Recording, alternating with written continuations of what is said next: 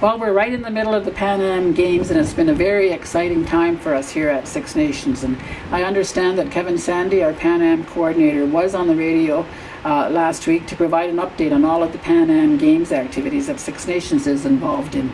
As I said, it is an exciting time not only for our community, but for all the athletes who are participating. I want to thank Kevin and his team for all the hard work that they have been doing for the past little while and continue to do to ensure that Six Nations is involved in these games and it has recognition. I also want to point out that One Acorn Miller, whose father is from Six Nations, is the assistant chef de mission for Team Canada, and that Carrie Lee Thomas, also from Six Nations, is on the Team Canada women's softball team. We're proud of both of them and wish them all the best.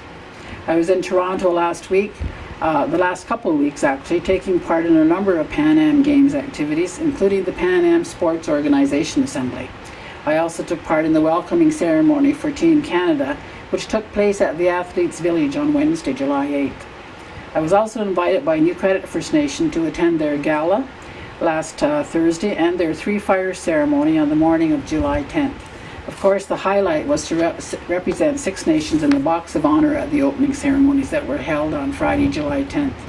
We were also represented by some of our dancers and singers in the opening segment of those ceremonies, and DJ Shub, who is also from Six Nations and a former member of a tribe called Red, provided music during the opening ceremonies. So we had a lot of Six Nations present in those prestigious ceremonies.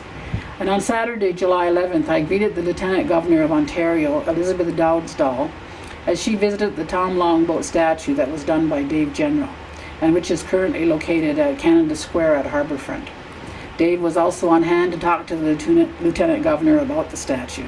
This statue will be moved to the community once the games are over, and we will be having the unveiling in Toronto on Wednesday, July 15th at noon in Toronto.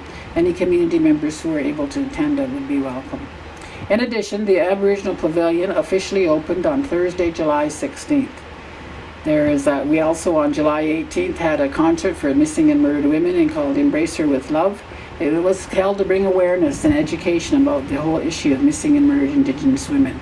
There were many performers from Six Nations, including Derek Miller and Murray Porter, and all of the performers performed for free because they are all very passionate about this issue.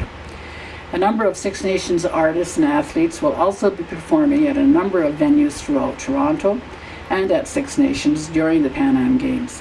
Some of them are Santi Smith and her Kahawi Dance Theatre, Derek Miller, Mary Porter, Logan Stotts, and in addition to a number of our lacrosse players. We are also hosting a reception to honor our sponsors that was held on July 24th. And then on this Friday, July 24th, there will be a reception. I screwed up here. Can you stop? Yes.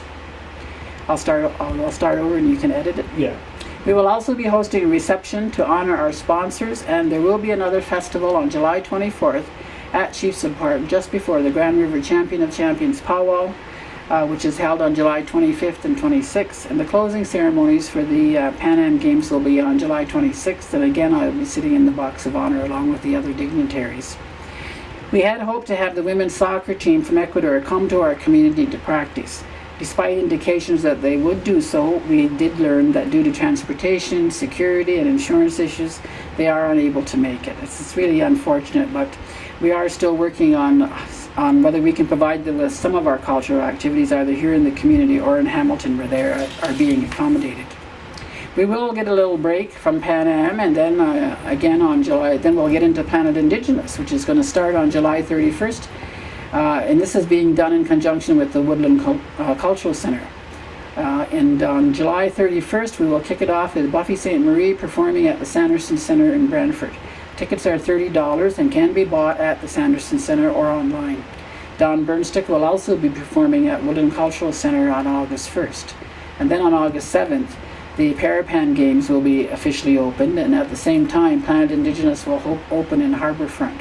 So it is a busy but exciting time, and I am so happy that Six Nations has a role in all of these events.